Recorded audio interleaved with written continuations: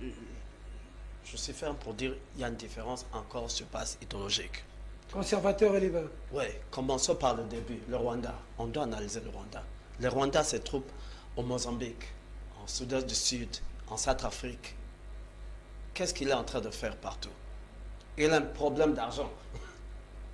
Il a une troupe, il a tellement l'armée, mais il ne sait pas comment financer cette armée. Ça veut dire qu'est-ce qu'il fait? Il les rend des mercenaires. Il touche l'argent quand il est au Mozambique. Il a créé dernièrement que la France, les compagnies françaises qui devaient le payer, n'a pas payé, qui devaient quitter. Il cherche l'argent pour son armée. Moi, je sais qu'au Rwanda, maintenant, il y a, comment on appelle ça, les machines pour les vitesses. Pourquoi ils ont mis ça sur la route? Parce qu'il y a une fois, la police n'a pas été payée pour 2 mois. Le Rwanda a un problème d'argent. Il fait la guerre parce qu'il veut trouver comment financer son système, qui n'est pas stable. Quand vous voyez une certaine dictature, quand vous voyez ses visions, ses grandioses, les réalisations sont petites. Hein. Il a promis le Rwanda, mais le Rwanda, ce n'est pas un pays développé, c'est un pays pauvre. 80% du Rwanda n'a pas d'électricité. C'est un pays pauvre. Mais il a besoin, pour qu'une certaine minorité, on peut le dire, les Tutsis, reste au pouvoir sur les Hutus, il lui faut un développement économique. Et maintenant, ça ne marche pas. Il a besoin d'argent. Et on doit comprendre que Bunagana, c'est le Waterloo. Pour Tshisekedi et Kagame, c'est lui qui va perdre, ça sera sa fin. Politiquement, stratégiquement. Kagame a déjà compris, mais est-ce que de l'autre côté, du point de vue de l'équipe Tshisekedi, je ne crois pas qu'ils n'ont pas compris que l'élection de 2023 se joue maintenant à Bunagana. S'il perd le Kivu, s'il perd cette guerre, c'est fini. Il n'y a plus de 2023. Revenons de notre côté congolais. Là, déjà, on sait que, moi je dis, le Rwanda, on doit comprendre. Il a besoin d'argent. Toutes ces guerres, il faut financer. Il a trouvé le moyen de financer par nous. De notre côté, on a un problème idéologique. Pourquoi? Ça fait des années qu'on est en train de crier. Ne faites pas du Rwanda votre frère. On doit coloniser l'Afrique, surtout l'Afrique centrale. On doit la coloniser. Ce ne sont pas nos amis, c'est la compétition. Alors, on comprend les faiblesses du Rwanda. On sait que c'est eux qui sont en train de nous attaquer. Moi, je dis, on ne doit pas défendre la nation. Oublions de défendre la nation. Attaquons le Rwanda. Et comment on va l'attaquer? Le moyen le plus propre, le moyen le plus moins cher, on doit lui faire une guerre économique. Tout le monde est en train de dire qu'il faut qu'on fasse la diplomatie. Les sanctions économiques, c'est aussi la diplomatie. On doit lui faire la guerre économique. Parce que si on frappe le Rwanda économiquement, on n'a pas seulement frappé le Rwanda, on a frappé toutes ces multinationales qui sont là-bas. Ils vont changer la vie. On doit comprendre la position de l'Ouganda. Il n'y a pas longtemps, ils étaient ennemis. Mais le Rwanda a pu lui offrir ce que nous, on ne lui a pas. Il n'y a pas longtemps que l'Ouganda voulait construire des routes de Bunagana à Goma. On sait que l'échange économique entre le Congo et l'Ouganda, c'est 500 millions. Ça, le Rwanda ne peut pas l'offrir. Mais s'il lui dit, je peux prendre le Kivu et te l'offrir à moins cher, l'Ouganda va prendre.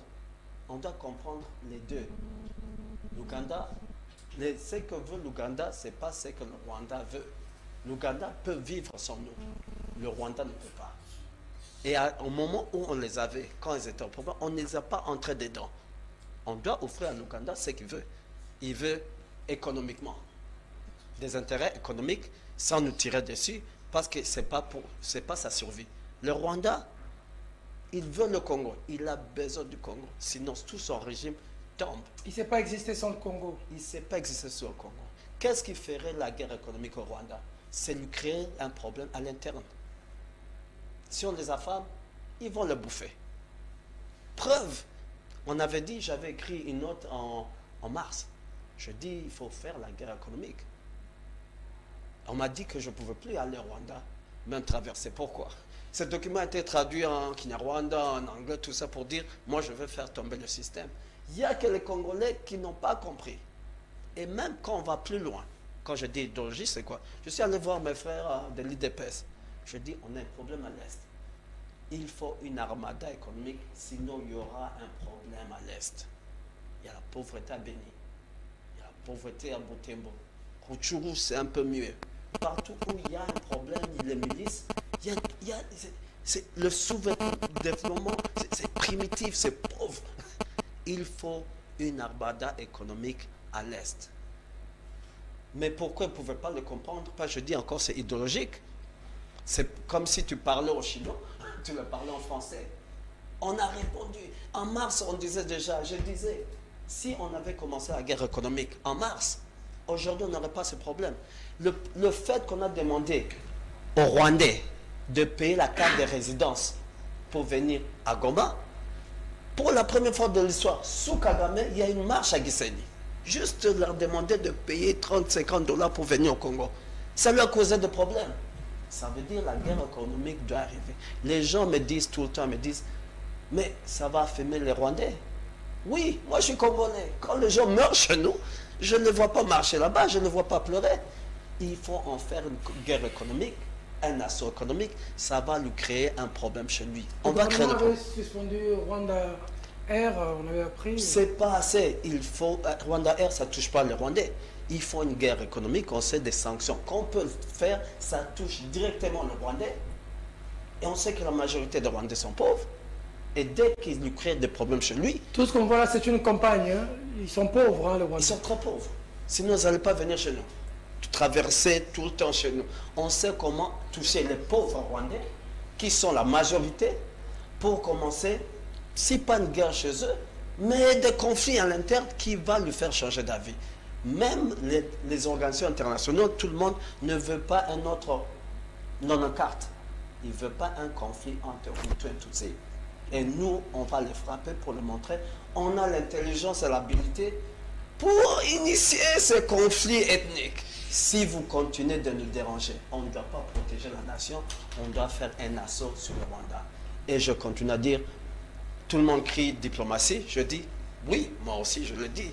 Un assaut diplomatique, c'est pas aller à New York, à Washington, au Conseil d'Uni, s'injurer dessus. Non, sanctions. On n'a pas besoin de la permission de qui que ce soit pour les sanctionner.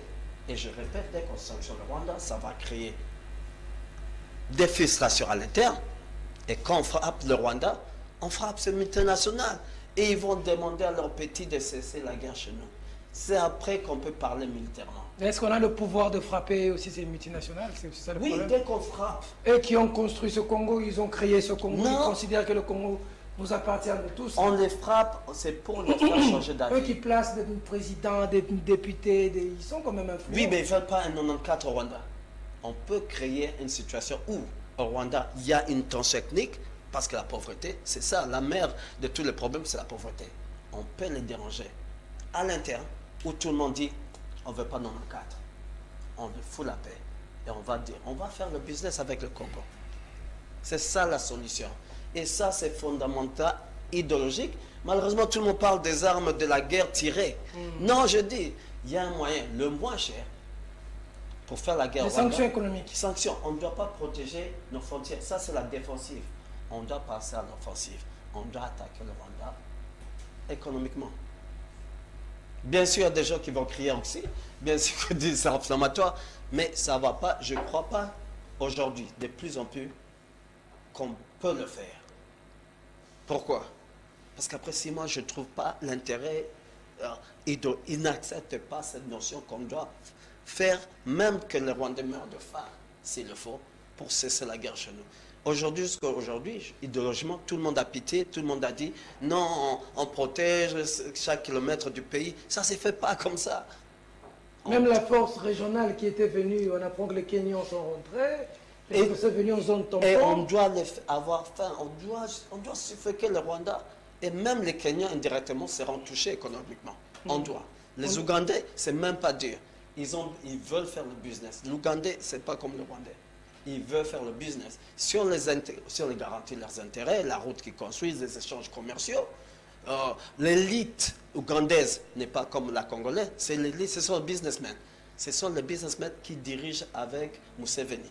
Si le businessman se fâché en Ouganda, Museveni change d'avis.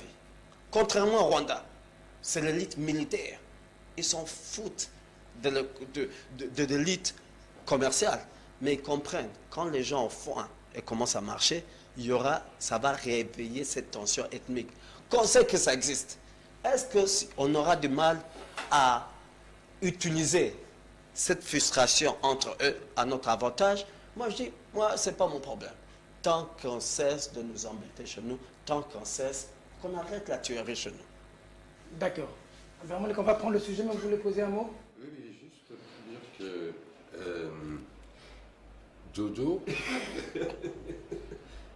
Jojo vient de parler stratégie. Et une stratégie que moi je considère très efficace. Pourquoi? Parce que lorsque vous regardez les sujets congolais ou d'origine congolaise qui occupent des postes de haute responsabilité au Rwanda, pourquoi eux ne parlent pas d'infiltration? Et nous parlons d'infiltration. Moi je trouve, selon moi, c'est question d'idéologie et des raisons. Dès que vous faites qu'ils ont faim, ils vont se retourner. Quand vous êtes à Kigali, vous voyez tous les lignes à la fonte. Qu'est-ce qu'ils disent? Ils veulent trouver des marchés au Congo. Ils veulent se retrouver. La plupart ont grandi ici. Salongo, Ngaba, je ne sais pas où. Vous les retrouvez, tu parles. Mais les commerçants, les entrepreneurs de Goma, qui à 15h, 15h30 traversent vite, qu'est-ce qu'ils vont faire de l'autre côté? Ils vont payer leur remboursement d'emprunt qu'ils reçoivent de quelle banque? Oui, de leur banque. Mais c'est pour cela que je dis, vous allez encore ajouter pourquoi je dis la guerre économique. Parce que dès qu'on met leur système financier en doute, ils vont revenir. Il y a beaucoup d'eux qui travaillent ou même qui vivent. Il y a beaucoup plus de Congolais lingalaphone au Rwanda que tous ces gens qu'on dit qu'on a infiltrés. On n'a qu'à leur donner les raisons de se retourner contre leur système. C'est tout ce qu'on a besoin. De deux, j'allais dire... C'est pour dire que nous avons déjà assez d'infiltrés là-bas. On a déjà d'infiltrés. Il faut les activer. Tous les pays voisins. Vous allez en Angola.